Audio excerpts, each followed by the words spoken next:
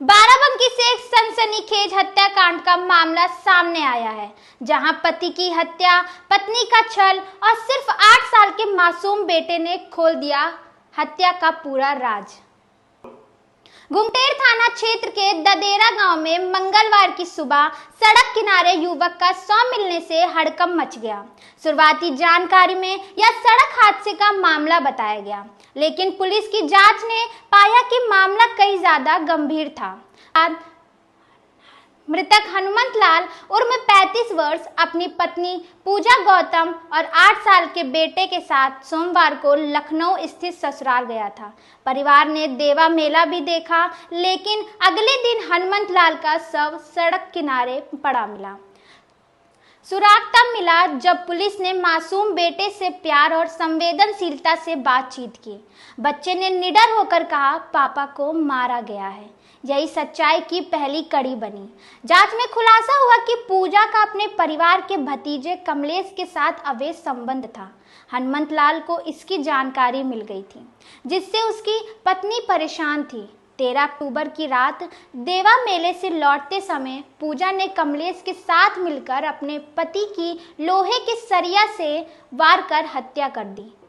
घुंगटेर police, shot और surveillance team ने मिलकर मामले का पर्दाफाश किया। पूजा गौतम और कमलेश को गिरफ्तार कर हत्या में प्रयोग की गई सरिया बरामद कर लिया। एएसपी विकास चंद्र त्रिपाठी ने बताया कि बच्चे की ईमानदारी और पुलिस टीम की संवेदनशीलता से हत्याकांड का खुलासा संभव हो सका। देखिए, कल दिनांक 14 अक्टूबर को सुबह थाना घुंगटेर पुलिस को सूचना मिली 112 के माध्यम से कि एक व्यक्ति का, जो कि हनुमंत, जिनका नाम हनुमंत है, उनका एक्सीडेंट हो गया है। ये सूचना उनके मृतक की पत्नी की तरफ से आई थी। सूचना पे तत्काल थाना प्रभारी घुंगटेर मौके पे पहुंचे और फील्ड यूनिट की टीम को भी बुलाया गया वहाँ मौके पे प्रथम दृष्टया जो घटनास्थल के निरीक्षण से ये लगा कि ये सामान्य एक्सीडेंट जैसा बॉडी इनकी नहीं है, क्योंकि एक्सीडेंट हुआ होता तो तत्काल हुआ होता, जबकि जो शव उनका पड़ा हुआ था मौके पे, वो लग रहा था कि काफ़ी घंटे पहले का है। देखने से पूरी स्थिति संदिग्ध पाई गई। जिन लोगों ने सूचना दिया था, मृतक की पत्नी, उनसे भी बातचीत की गई तो उनकी भी बातों में काफ़ी विरोधाभास पाया गया। इसमें तत्काल एक टीम गठित करके लगाया गया और इस टीम के द्वारा सारे जितने इससे जुड़े हुए डिजिटल एविडेंस थे, आसपास के सीसीटीवी कैमरों की रिकॉर्डिंग थी, वो संकलित की गई और जितने भी संबंधित लोग थे उनसे पूछताछ की गई। इनकी कॉल डिटेल्स वगैरह भी चेक की गई। इसके आधार पर जो घटनाक्रम निकल करके आया वो काफ़ी गंभीर था। इसमें ये जानकारी हो पाई कि मृतक की पत्नी से उसका संबंध ठीक नहीं था। जो पूछताछ से जो चीज़ें निकल के आई, घर परिवार के लोगों ने बताया कि मृतक की पत्नी का संबंध कहीं अन्य भी कुछ स्थानों पे था।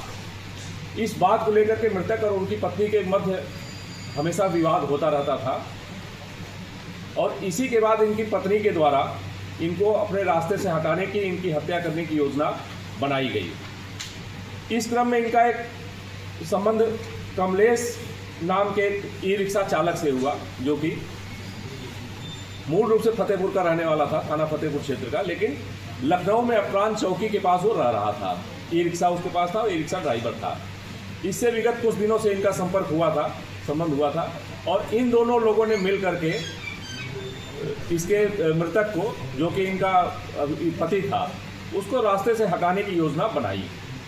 कल ये लोग लखनऊ गए हुए थे और लखनऊ से वापस देवा होते हुए लौट रहे थे।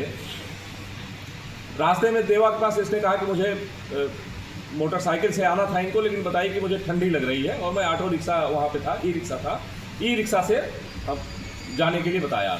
और जो अभियुक्त कमलेश है, कमलेश का ई रिक्शा एग्जैक्ट उसी पॉइंट पे लगा था जहाँ पे इसने बाइक रोकी और ये जा करके अभियुक्ता उसी ई रिक्शा में बैठ गई कमलेश के। वहाँ से ये उसके ई रिक्शा से चल करके अपने गांव के समीप तक पहुँचे। गांव के पहले का जो एरिया था, मुख्य मार्ग से कट करके इनके गांव की जो सड़क जाती थी, जो मृतक की पत्नी थी वो ई रिक्शा पे अपने बच्चों के साथ थी और मृतक अपनी मोटरसाइकिल से जा रहे थे। रास्ते में उनको रोक करके वहाँ पे इन लोगों ने एक राड से उनके सिर पे प्रहार किया। अभियुक्त कमलेश ने और मृतक की पत्नी के द्वारा उनके सिर पे प्रहार किया गया, जिससे वहीं पे वो गिर गए।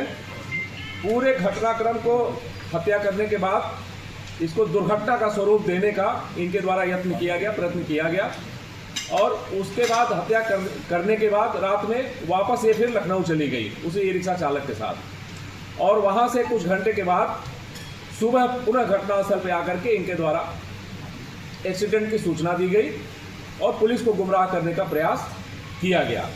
इस घटना में समुचित साक्ष्यों के आधार पे सारी जितने डिजिटल एविडेंस है, 2 लोगों की गिरफ्तारी की गई है।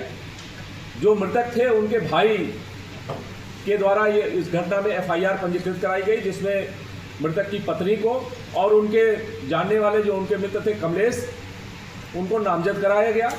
और घटना में पूरे सभी साक्ष्य संकलित हो जाने के पश्चात मृतक की पत्नी को और ई रिक्शा चालक कमलेश जो कि उनका परिचित था, दोनों की गिरफ्तारी कर ली गई है।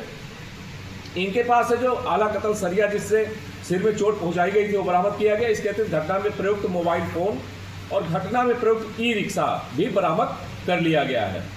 हमारी टीम इनसे लगातार पूछताछ कर रही है। सारे जितने साक्ष्य हमने संकलित किए हैं सभी साक्ष्यों को विश्लेषित किया जा रहा है।